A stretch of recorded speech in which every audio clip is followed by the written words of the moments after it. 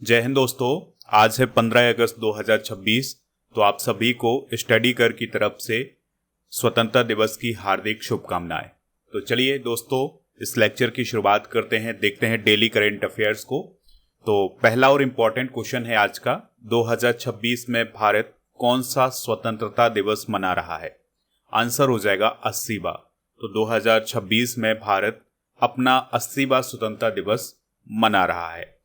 दोस्तों, 15 अगस्त 1947 को हमें आज़ादी मिली थी और 15 अगस्त 2026 को भारत ने अपनी आज़ादी के 79 साल पूरे कर लिए हैं और भारत ने इस साल अपना 80वां स्थापना दिवस मनाया है। 2026 के स्वतंत्रता दिवस की जो थीम है वो क्या है? वंदे मातरम के 150 वर्ष और 2047 में विकसित भारत के लिए युवा शक्ति। तो ये थीम आप नोट करिएगा। और 2026 में प्रधानमंत्री नरेंद्र मोदी जी ने 15 अगस्त को लाल किले की प्राचीर से 13वीं बार राष्ट्रीय ध्वज फहराया है और उन्होंने देश को संबोधित किया है। अब दोस्तों, अगर हम बात करें सबसे ज़्यादा बार तिरंगा किसने फहराया है लाल किले से, तो वो जवाहरलाल नेहरू ने 17 बार, 16 बार इंदिरा गांधी ने, नरेंद्र मोदी जी ने 13 बार और राजीव गांधी ने 5 बार तिरंगा फहराया है। तो ये फैक्ट आप नोट कर सकते हैं, ये भी आपसे पूछा जा सकता है। अगला क्वेश्चन है, जनगणना 2027 में कुल कितने प्रश्न शामिल किए जाएंगे? आंसर हो जाएगा 40। तो दोस्तों, जनगणना 2027 में 40 प्रश्नों को शामिल किया गया है। इसके लिए अधिसूचना 14 अगस्त 2026 को जारी की गई है। तो अब जो जनगणना होगी उसमें जो जनगणना करने वाले लोग होंगे वो आपके घर आएंगे और आपसे सवाल जवाब करेंगे। तो 40 प्रश्नों को इसमें शामिल किया गया है। और जनगणना 2027 की विशेषता ये है कि ये भारत की पहली डिजिटल जनगणना है। देखिए, अब कौन कौन से सवाल पूछे जा सकते हैं। तो आपकी पहचान और परिवार से रिलेटेड जो प्रश्न होंगे, इसमें व्यक्ति का नाम होगा, पति पत्नी का नाम होगा और परिवार के मुखिया से क्या उसका रिलेशन है। धर्म पूछा जाएगा, लिंग और ST SC, और उसकी जाति पूछी जाएगी, जन्म तिथि और वैवाहिक स्थिति और पिता की जानकारी, शादी के समय, उम्र, माँ की जानकारी, ये सारी जानकारी आपसे पूछी जाएगी। शिक्षा और भाषा से रिलेटेड सवाल भी आपसे पूछे जाएंगे। दिव्यांगता के बारे में पूछा जाएगा, मातृभाषा क्या है, दूसरी भाषा क्या है, और साक्षरता, डिजिटल साक्षरता, ये सारी चीज़ें अब आपसे पूछी जानी है। तो ऐसे 40 प्रश्न आपसे पूछे जाएंगे। ठीक है।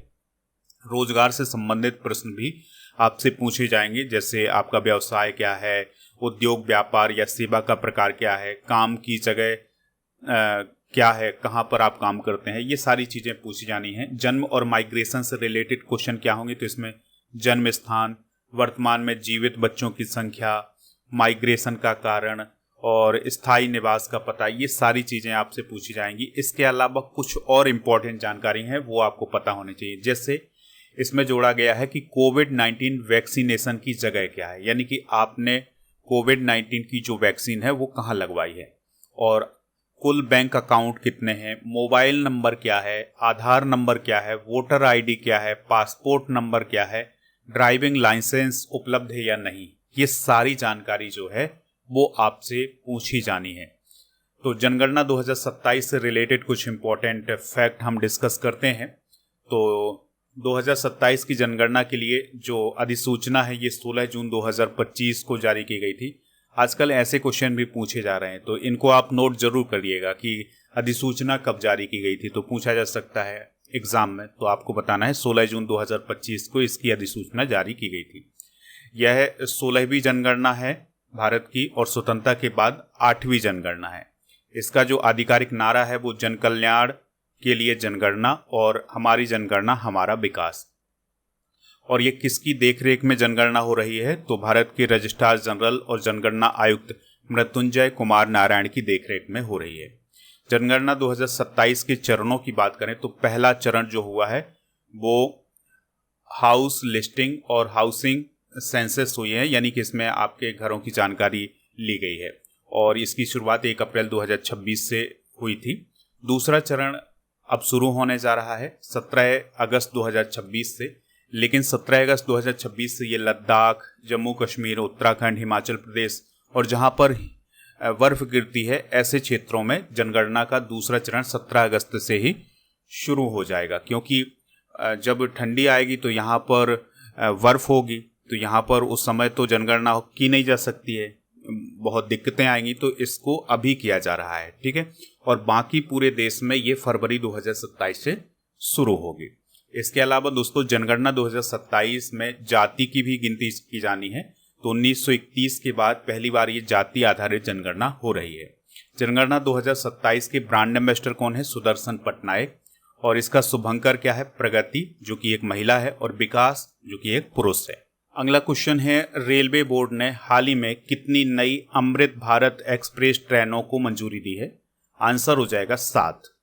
तो दोस्तों रेलवे बोर्ड ने हाल ही में 7 नई अमृत भारत एक्सप्रेस ट्रेनों को मंजूरी दी है, और इसका उद्देश्य लंबी दूरी की जो रेल कनेक्टिविटी है उसको मजबूत करना। अब इनमें से कुछ मार्ग हैं जिनको हाल ही में मंजूरी दी गई है, जैसे गोरखपुर दिल्ली मार्ग, गोरखपुर बांद्रा टर्मिनस, धनबाद कोयम्बतूर नागपुर, और सूबेदारगंज लोकमान्य तिलक टर्मिनस। तो ये कुछ इम्पोर्टेंट मार्ग हैं जहां पर अमृत भारत एक्सप्रेस ट्रेन चलाई जाएगी। अमृत भारत एक्सप्रेस ट्रेन की बात करें तो ये दोस्तों भारतीय रेलवे की लंबी दूरी की यात्री ट्रेन सेवा है। इसकी शुरुआत 2023 में हुई थी। अब बात हुई है रेलवे की, तो इससे रिलेटेड कुछ इम्पोर्टेंट करंट अफेयर्स भी डिस्कस करते हैं। भारत जो है चिकन नेक में अंडरग्राउंड रेलवे बना रहा है। भारतीय रेलवे 2030 तक 48 शहरों में ट्रेनों की शुरुआती क्षमता को 2 गुना करेगा।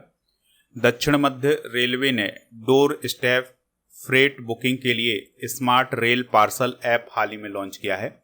22 फरवरी 2026 को पीएम नरेंद्र मोदी जी ने यूपी के मेरठ में नमो भारत रैपिड रेल और मेरठ मेट्रो की शुरुआत की है। असम के सिलचर और मिजोरम के सैरांग के बीच यात्री ट्रेन सेवा 20 फरवरी 2026 को शुरू हुई है। पहली वंदे भारत स्लीपर ट्रेन हावड़ा से गुवाहाटी के बीच शुरू हुई है। और चाइना ने पहली बार वायरलेस काफिले का परीक्षण हाल ही में किया है। और भारत की पहली हाइड्रोजन ट्रेन हरियाणा के जींद से सोनीपत के बीच शुरू हुई है। 14 अगस्त 2026 को गृह मंत्रालय ने पुलिस, अग्निशमन और अन्य सेवाओं के लिए कितने वीरता एवं सेवा पदकों की घोषणा की है? तो आंसर हो जाएगा 1057। तो पुलिस, अग्निशमन और अन्य सेवाओं के लिए 1057 वीरता एवं सेवा पदकों की घोषणा हाल ही में की गई है। और दोस्तों इसमें पुलिस, अग्निशमन सेवा, होमगार्ड, नागरिक सुरक्षा और सुधार सेवाओं, इन सभी के लिए ये पुरस्कार प्रदान किए गए हैं। तो वीरता पदक जीवन और संपत्ति की रक्षा, अपराध रोकने, अपराधियों को गिरफ्तार करने, असाधारण साहस के लिए प्रदान किया गया है। राष्ट्रपति पदक विशिष्ट सेवा के लिए, सराहनीय सेवा पदक कर्तव्य निष्ठा और सूझबूझ से की गई मूल्यवान सेवा के लिए प्रदान किए गए हैं। 2026 के वीरता पुरस्कारों की बात करें तो कुल वीरता पुरस्कार हैं 301, जिसमें पुलिस कर्मियों को 272 और अग्निशमन कर्मियों को 29 दिए जाएंगे।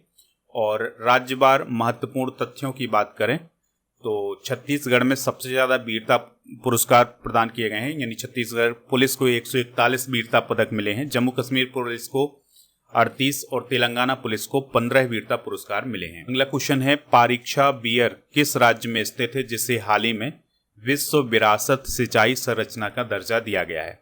आंसर हो जाएगा उत्तर प्रदेश में। तो पारीक्षा बियर को विश्व विरासत सिंचाई संरचना का दर्जा मिला है, और ये पारीक्षा झांसी उत्तर प्रदेश में स्थित है, बेतवा नदी पर है ये। और ये जो दर्जा प्रदान किया है ये अंतर्राष्ट्रीय सिंचाई एवं जल निकासी आयोग के द्वारा प्रदान किया गया है।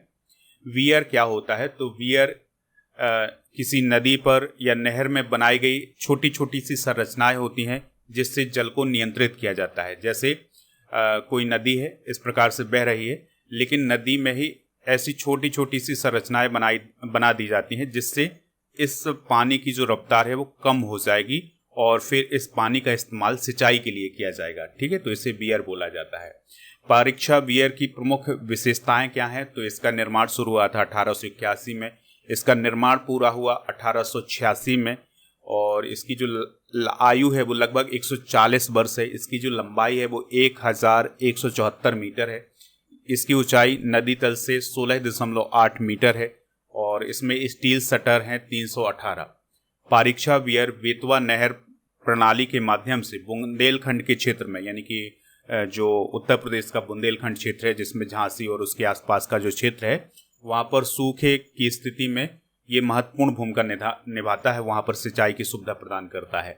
बात करें अगर हम अंतर्राष्ट्रीय सिंचाई एवं जल निकासी आयोग की, तो 24 जून 1950 को इसकी स्थापना हुई थी। नई दिल्ली में इसका मुख्यालय है। इसका प्रमुख काम है सिंचाई, जल निकासी और जल संसाधन प्रबंधन से जुड़े मुद्दों पर देशों के बीच सहयोग को बढ़ावा देना।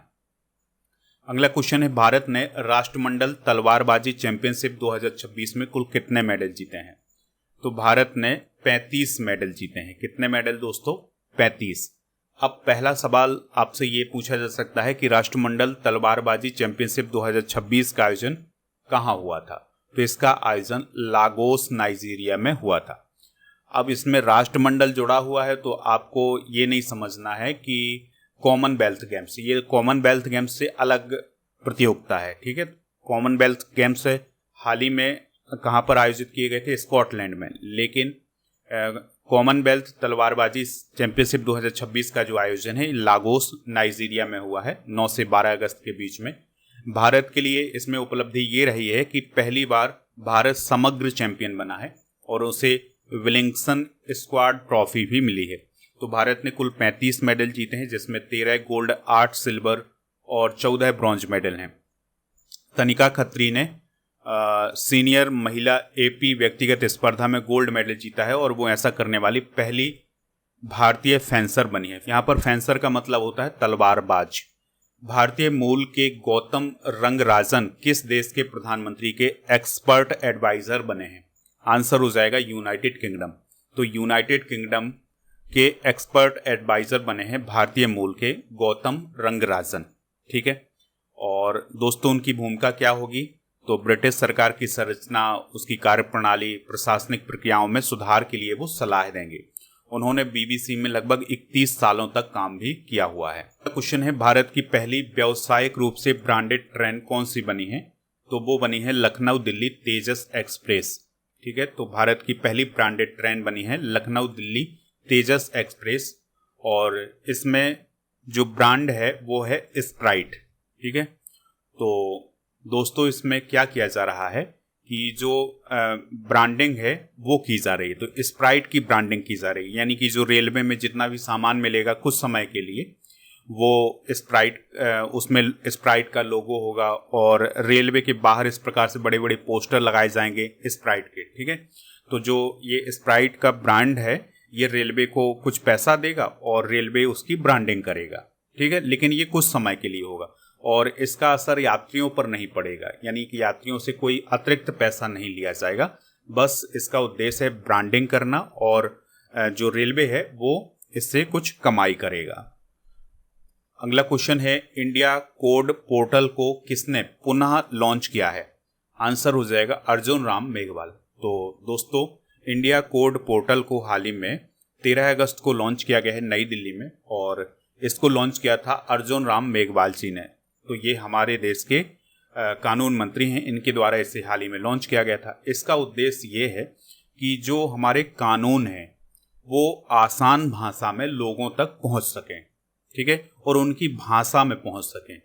जैसे हम भारतीय संविधान की जो 8वीं अनुसूची है उसमें 22 भाषाएं हैं, तो जो कानून है उनकी जानकारी इन 22 भाषाओं में वहाँ पर उपलब्ध है। तो आप कानूनों को आसानी से यहाँ पर समझ सकते हैं, उसके बारे में जानकारी प्राप्त कर सकते हैं। यानी बहुत सारे अधिनियम होते हैं, बहुत सारे कानून होते हैं, तो अब इन कानूनों को आप अपनी भाषा में समझ सकते हैं, ठीक है। इसके लिए ये इंडिया कोड पोर्टल लॉन्च किया गया है। ऐप और पोर्टल एक बार देख लेते हैं। तो साथी पोर्टल शिक्षा मंत्रालय, साइन ऐप रेलवे ने लॉन्च किया था, सी बॉक्स पोर्टल महिला एवं बाल विकास मंत्रालय, भारत विस्तार ऐप कृषि मंत्री शिवराज सिंह चौहान जी ने लॉन्च किया था, गृह लक्ष्मी पोर्टल कर्नाटक सरकार ने, संचार साथी ऐप दूरसंचार विभाग ने, सुजलम भारत ऐप जल शक्ति मंत्रालय, माई भारत ऐप केंद्रीय मंत्री मनसुख मांडविया जी ने और never alone app AIIMS Delhi ने, सॉयल मोबाइल ऐप केंद्रीय कृषि मंत्री शिवराज सिंह चौहान ने लॉन्च किया था। अगला क्वेश्चन है, वर्ष 2026 के नेशनल बैंक ओपन, जिसे कैनेडियन ओपन भी बोला जाता है, में पुरुष एकल का खिताब किसने जीता है? तो ये जीता है वैन सेल्टन ने। तो दोस्तों 2026 में नेशनल बैंक ओपन, जिसे कैनेडियन ओपन बोला जाता है, ये कनाडा में आयोजित किया गया था, मॉन्ट्रियल और टोरंटो नामक शहर में। तो पुरुष एकल के विजेता रहे हैं अमेरिका के वैन सेल्टन और महिला एकल की विजेता रही हैं पोलैंड की इगा स्विएटेक। अब ये टेनिस से रिलेटेड प्रतियोगिता थी, इस बात को भी आप याद रखिएगा। अब टेनिस की जो प्रमुख प्रतियोगिताएं होती हैं उनके विजेता देखते हैं 2026 के। ऑस्ट्रेलियन ओपन 2026 के विजेता हैं पुरुष एकल के कार्लोस अल्कराज, ये स्पेन के हैं। महिला एकल की विजेता है एलेना रायबकीना, जो कि कजाकिस्तान की हैं। फ्रेंच ओपन 2026 के पुरुष एकल के विजेता हैं जर्मनी के अलेक्जेंडर ज़वेरेव और महिला एकल की विजेता है रूस की मिरा एंड्रीवा।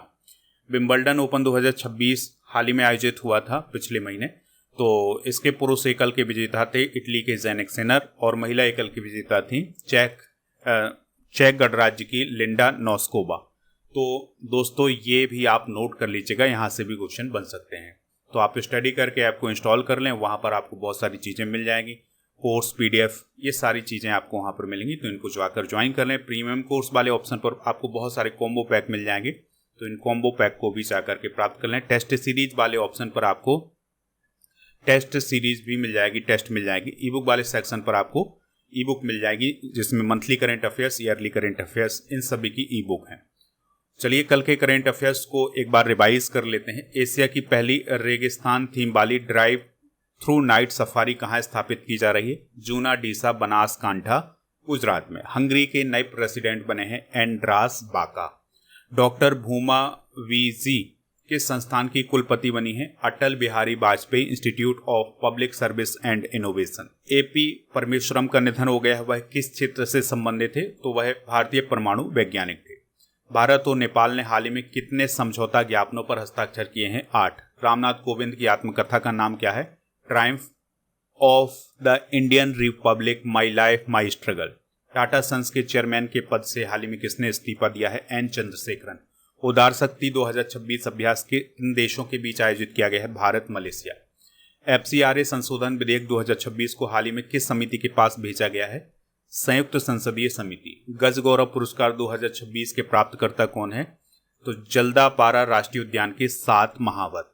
दोस्तों आज आपके लिए क्वेश्चन है, 2026 में भारत कौन सा स्वतंत्रता दिवस मना रहा है? जो भी इसका राइट आंसर हो कमेंट बॉक्स में हमें जरूर बताइएगा।